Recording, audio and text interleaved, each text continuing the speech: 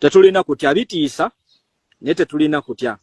Tulina kuyimirira ne twenganga omuyaga guno. Tetulina gudduka. Muganda wa Eddie Mutwe amanyikiddwa nga Nuuwa Mutwe paka kati tewaliwo n'omu yategedde wa exactly gye yatwaliddwa oluvannyuma naye lw'okuwambibwa okwosa eggulo. Sofa peegi eri mu kubeera ng'etambuzibwa nfunyeemu ebyokuyiga bya mirundi 2.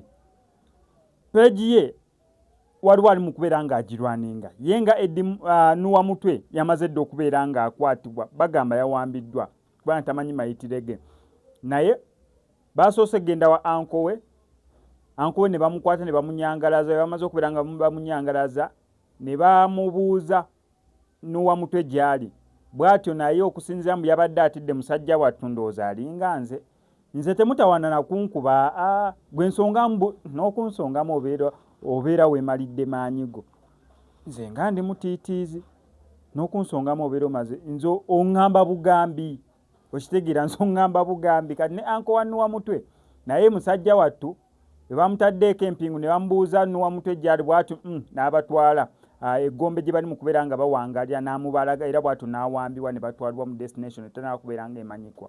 However kimadde nkugamba mbu peegi ya Nuuwa Mutwe ekyali mu kubeera ng'etambula olw'ensonga yagikolera ku nsonga ya politics n'okubeera nga ayogera ensonga za National Unity Platform n'eziri related issues zonna azipostinga ye ng'omuntu bamukutte naye ate peegi tebanaba kubeera nga bagikwata adimi ali busy ali mu kubeera ng'akola ki alwaninga peegi eyo. Nafunyamu ekyokuyiga kya mirundi 2 either ligasi yesigala etambula tu n'okwimpersonatinga mulimu abantu abaggulawo Facebook page oba social media accounts mu mannya g'abalala basobole either okufera oba okufunayo likes oba okukola buli kimu kibabeera baagala okubeera nga bayisaawo okusinziira ku bo n'entegeera yaabwe.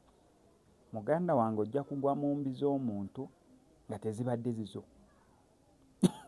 Jesi mbadde wano nga mpita mu peegi ya Nuuwa Mutwe yonge eri active bukyanga bamukwata yo adimi ali mu kubeera ng'agirwaninga naye bu video ali mu kubeera ng'ateeka nawe kenplayingidde kiraga adimi yali mu kubeera ng'akateekayo naye muganda wange abaggulawo Facebook page oba social media accounts mannya g'abantu abalala gyeziri nga kuliko Amuza Sebunyalwema Namakula eriko Edikenzo eriko gundi naye namutagalireyo mu bayimbi.